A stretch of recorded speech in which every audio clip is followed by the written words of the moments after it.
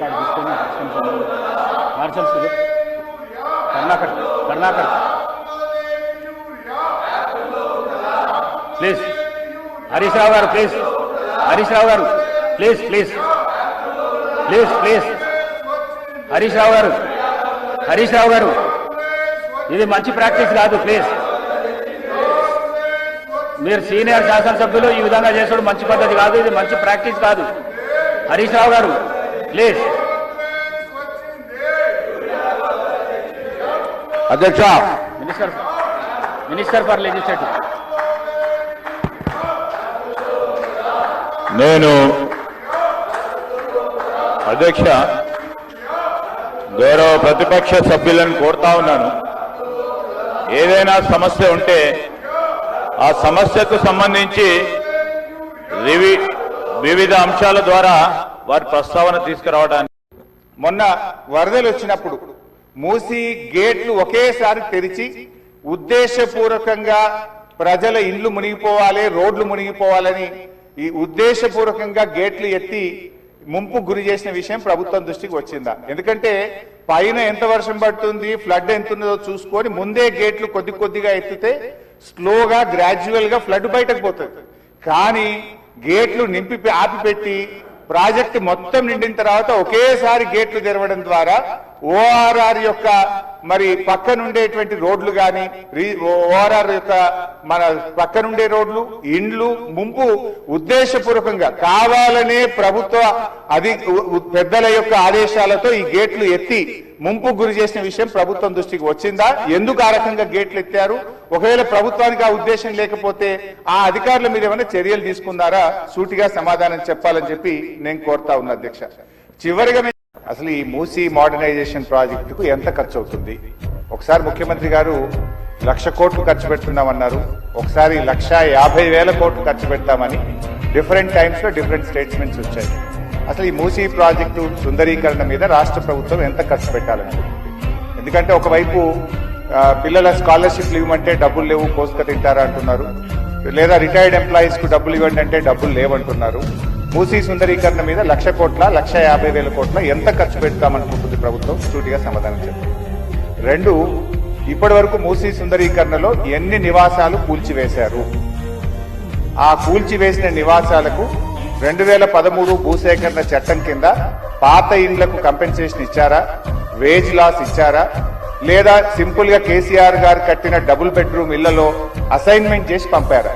2013 భూసేకరణ చట్టం ప్రకారంగా 14.5 లక్షల రూపాయల డబ్బు ఇవ్వాలి వాళ్లకు. పాత ఇంటికి R&Bతో ఎస్టిమేట్ చేసి డబ్బులు ఇవ్వాలి. అదేవిధంగా సెలబుల్ రైట్స్ తో కూడినటువంటి 200 గజాల స్థలంలో కట్టిన ఇల్లు ఇవ్వాలి. ఆ రకంగా ఇచ్చారా? ఇవ్వలేదా? ఇస్తే ఎప్పట్లోకి ఇస్తారు? ఎన్ని నివాసాలు కూల్చారు?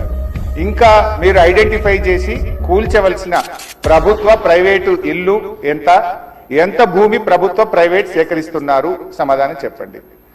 ప్రజలకు పాపులర్ గా గండిపేట నీళ్ళు అని తెలుసు.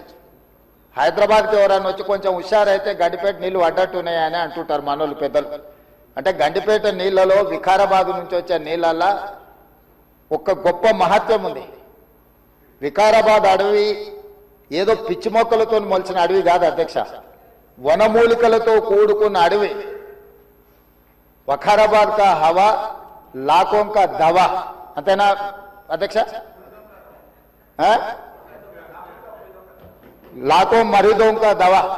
టీబీ వచ్చిన వాళ్ళని తీసుకెళ్లి వికారాబాద్లో వదిలేస్తే అక్కడ 3 నెలలు ఉంటే నేచరే వాళ్ళని క్యూర్ చేసే విధంగా. అంటే నిజాం వికారాబాద్ అడవులను పిచ్చి మొక్కలతో కాకుండా వనమూలికలతో కూడుకున్న చెట్లను నాటి వాటిని పెంచడం వల్ల వికారాబాద్లో టెంపరేచర్స్ తక్కువ ఉంటాయి అధ్యక్ష. హైదరాబాద్లో ఈ చుట్టుముట్టుతుండే టెంపరేచర్ కంటే 2-3 డిగ్రీలు వికారాబాద్ అనంతగిరి కొండల్లో టెంపరేచర్ తక్కువ ఉంటుంది. అక్కడ గాలి, అక్కడి నీరు చాలా గొప్ప వనమూలికలతో కూడుకున్నది. ఆ నీళ్ళే గండిపేటకు వచ్చి ఆ గండిపేట నీళ్ళే హైదరాబాద్ నగరానికి ప్రజలకు తాగడానికి ఇవ్వడం ద్వారా మన ఆరోగ్యాన్ని కాపాడడం కాకుండా మనకు తెలివితేటలను కూడా మెరుగుపరచుకోవడానికి నిజాం సర్కార్ ఇవన్నీ ఏర్పాటు చేసింది అధ్యక్ష. కాలక్రమేణా స్వతంత్రం వచ్చింది, సాంకేతిక నైపుణ్యం పెరిగింది, సాంకేతిక నైపుణ్యంతో నగరాలు అభివృద్ధి చెంది జలవనరులను కాపాడుకోవాల్సిన మనము ఆ దిశగా ప్రయాణం చేయలే అధ్యక్ష.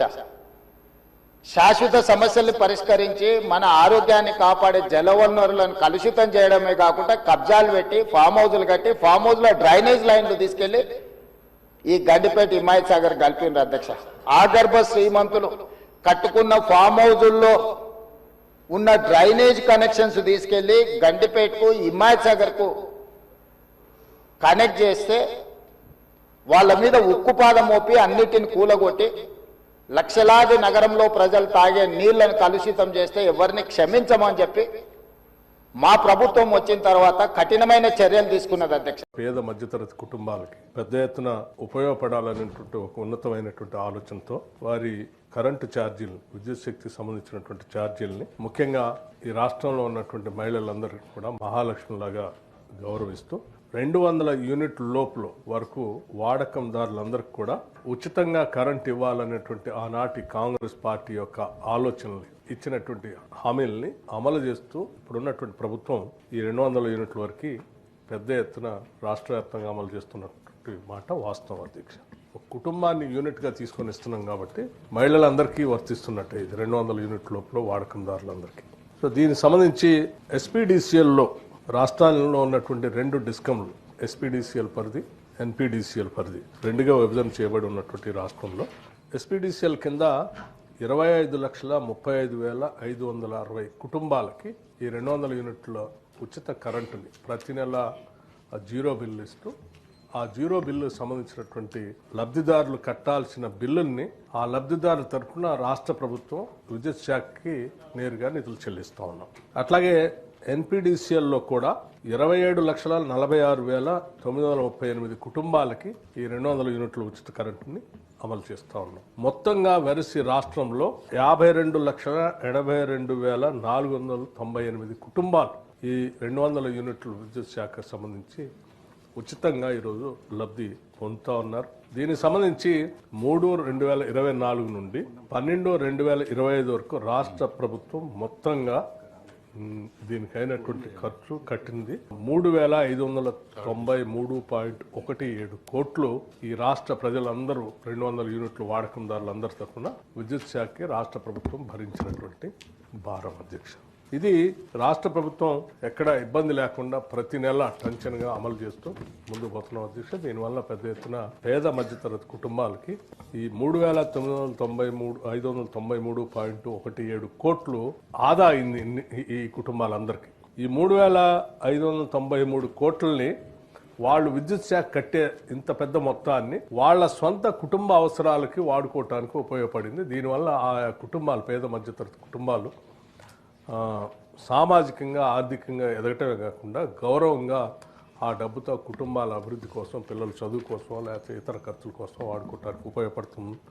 అలా ఉపయోగపడటం కోసం రాష్ట్ర ప్రభుత్వం తీసుకొచ్చినటువంటి ఈ 200 యూనిట్ ఉచిత కరెంటు గృహజ్యోతి పథకం అనేది ఒక మంచి పథకంగా ఈ రాష్ట్ర ప్రభుత్వం భావిస్తూ అమలు చేస్తూ ఉంది అధ్యక్ష. నేను హైదరాబాద్ నగరంలో 5 ఏళ్లలో 1,50,000 కోట్లు ఖర్చు పెడతాం, మూసీ నది ప్రక్షాళన చేస్తామంటే 1,50,000 కోట్లు కాంట్రాక్ట్ ఇచ్చేసారు. రేవంత్ రెడ్డి 25,000 కోట్లు తినేసిందని మాట్లాడుతున్నారు అధ్యక్ష.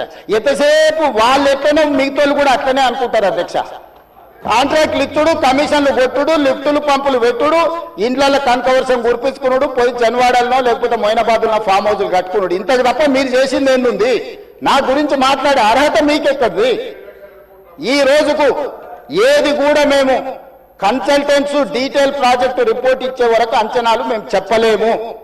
ఏంటంటే మేము 80,000 పుస్తకాలు చదవలేదు, మాకంత నాలెడ్జ్ లేదు, మేము అట్లా దొంగతనాలు చేయాలని పని కూడా పెట్టుకోలేదు అధ్యక్ష. అందుకే ఈరోజు మంచిరేవుల దగ్గర కాకతీయుల నాటి శివాలయం ఉన్నది అధ్యక్ష. 850 సంవత్సరాల పురాతనమైన శివాలయం మంచిరేవుల దగ్గర ఉంది అధ్యక్ష. గ్రేహాండ్స్ ల్యాండ్ ఉందా?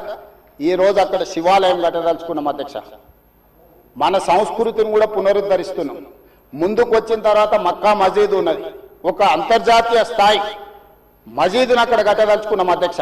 నదీ పరివాహక ప్రాంతంలో ముందుకు వస్తే సిక్ చావుని గౌలిగూడ దగ్గర ఒక అద్భుతమైన స్వర్ణ దేవాలయం లాంటి ఒక సిక్ మందిరాన్ని కట్టదలుచుకున్నాం అధ్యక్ష.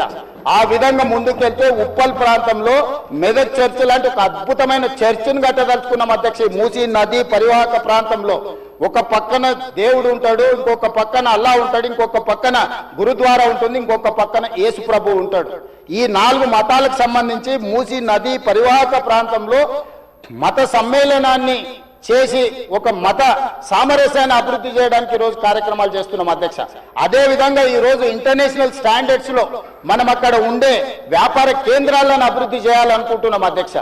ఈ రోజు నీళ్లు శాశ్వతంగా అందులో ప్రవహించే విధంగా నగరాల నుంచి వచ్చే మొత్తం కాలుష్యాన్ని మొత్తం నియంత్రించి సివరేజ్ ట్రీట్మెంట్ ప్లాంట్స్ పెట్టి ట్రీట్ చేసి ఆ వాటర్ ని కూడా వినియోగించుకోవడానికి ఈ రోజు ప్రణాళికలు చేస్తున్నాం. మూసీ నది తీర అభివృద్ధి ప్రాజెక్ట్ కోసం సమగ్ర బృహత్ ప్రణాళికను రూపొందించడానికి Messrs Meinhardt Singapore private limited lead లీడ్ మెంబర్ గా, Messrs Cushman and Wakefield India private limited, Messrs RIOS design studio private limited తో కూడిన కన్సార్షియం ని MRDCL నియుక్తం చేసింది. ఉస్మాన్ సాగర్ నుండి గౌరెల్లి వరకు, హిమాయత్ సాగర్ నుండి బాపుఘాట్ వరకు కన్సార్షియం అధ్యయనం గాని ప్రణాళిక విశ్లేషణ డిజైన్ తయారు చేసి 18 నెలల్లోపు ఈ క్రింది డిపిఆర్లను సమర్పిస్తుంది అధ్యక్ష. Blue master plan, green master plan, land use master plan, marquee projects, మౌలిక సదుపాయాల మాస్టర్ ప్లాన్, ఆర్థిక మాస్టర్ ప్లాన్, ఇవన్నిటి డిపిఆర్లు కూడా తయారీ పురోగతిలో ఉంది అధ్యక్ష. అదేవిధంగా అధ్యక్ష, మూసీ ఈసా జలాల సంగమ ప్రదేశంలో మహాత్మా గాంధీ బోధనా తత్వాన్ని కొనసాగే విధంగా అంకితమైన ప్రపంచ స్థాయి అనుభవ కేంద్రాన్ని గాంధీ సరోవర్ని అభివృద్ధి చేయాలని ప్రతిపాదించడమైంది అధ్యక్ష. ప్రస్తుతం కన్సెప్చువల్ ప్లాన్ లో ఉంది, అది కూడా పూర్తయింది అధ్యక్ష. దీనికోసం రక్షణ శాఖ భూములను సేకరించి అవసరం ఉంటుంది. భూముల బదిలీ కోసం ప్రతిపాదనలను రక్షణ శాఖ అధికారులకు సమర్పించడమైనది అధ్యక్ష. మూడోది అధ్యక్ష, ప్రాజెక్ట్ కి 5 జోన్లు అనగా zone 1, zone 2, zone 3, zone 4, zone 5 గా విభజించడమైనది. మొదటి దశలోని 55 కిలోమీటర్లకు గాను 21 కిలోమీటర్లు ఉస్మాన్ సాగర్, హిమాయత్ సాగర్ నుండి బాపుఘాట్ వరకు గల జోన్ 1 రీచ్ ని MRDCL చేపడుతుంది అధ్యక్ష. ఆసియా అభివృద్ధి బ్యాంక్ ADB 4100 కోట్ల దాదాపు 500 మిలియన్ల USD నిధులను ఇవ్వడానికి సూచనప్రాయంగా అంగీకరించింది. జోన్ 1 కోసం డిపిఆర్ తయారీ పురోగతిలో ఉంది. మూసీ నదిలోని శుద్ధి చేసిన నీటి విడుదల చేసే నిమిత్తం 3188 కోట్ల కోసం జాతీయ నది పరిరక్షణ ప్రణాళిక కింద నిధులను ఇవ్వడం కోసం కేంద్ర ప్రభుత్వ జలశక్తి మంత్రిత్వ శాఖను తెలంగాణ ప్రభుత్వం కోరింది. ప్రాథమిక ప్రాజెక్టు నివేదిక PPR ను సమర్పించడమైంది. కేంద్ర ప్రభుత్వం నుండి అనుమతి అందిన మీదట DPR ను తయారు చేసి కేంద్ర ప్రభుత్వానికి సమర్పించడం జరుగుతుంది. హిమాయత్ సాగర్, ఉస్మాన్ సాగర్ నుండి బాపుఘాట్ వరకు ఈ నది సరిహద్దులను గుర్తించే పని పురోగతిలో ఉంది.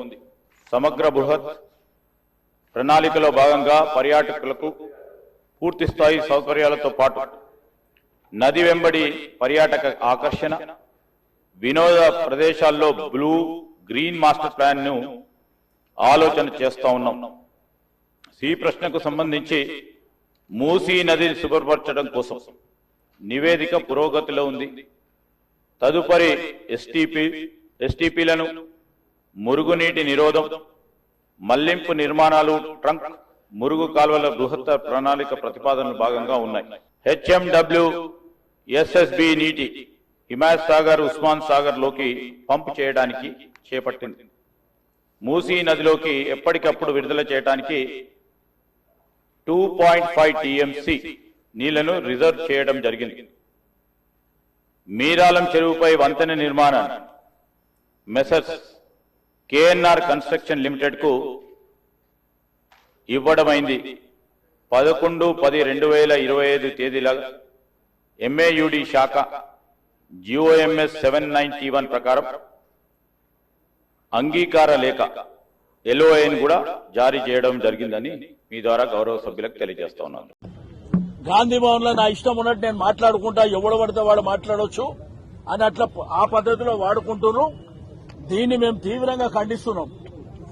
శాసనసభని శాసనసభగా మీరు అదే పద్ధతిలో శాసనసభ ప్రకారమే నడవనిస్తే మేము హౌజ్లోకి వస్తాం తప్ప మీ ఇష్టం ఉన్నట్టు గాంధీ భవన్ లాగా నడిపిస్తే మాత్రం వచ్చే ప్రసక్తే ఉండదు అక్కడ. ఎందుకంటే లక్షలాది రూపాయలు వెచ్చించి శాసనసభ నడుస్తుంది.